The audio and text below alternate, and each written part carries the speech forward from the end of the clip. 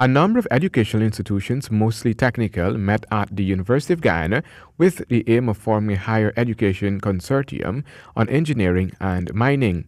This is happening taking into consideration that there is need for quality education and professional development training for the growing oil and gas sector and other areas of economic pursuit. So I decided that it would be a necessary idea for us to collaborate, for us to have a singular approach to how we can help each other, how we can raise what's necessary, government and industry, to be able to do what's needed for the country. Vice Chancellor of the University of Guyana, Professor Ivelaw Griffith. The consortium is to serve as a center to harmonize efforts and share resources among member institutions.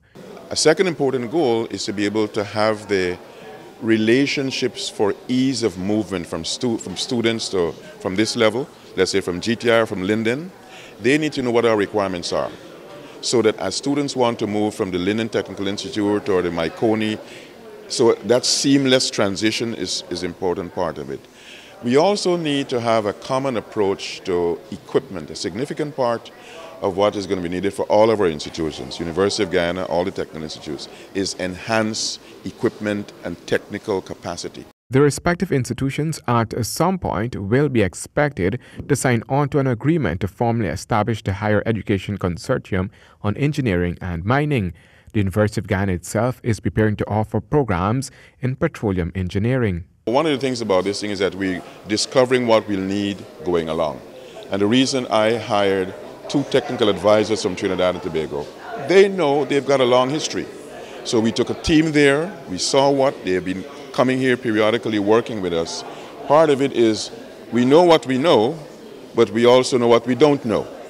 And this consortium will help us to figure out what are the things that are the gaps. We did a capabilities and gap analysis, as I mentioned, for the university. So we know what are some of our university gaps.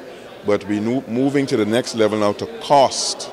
I set up a task team within the university, figuring out what is going to be the cost. We know that one lab that we saw in Trinidad and Tobago, 12 million US dollars. One petroleum engineering lab.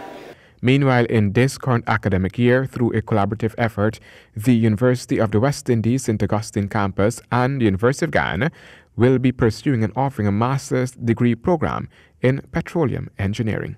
Handel Duncan, HGP Nightly News.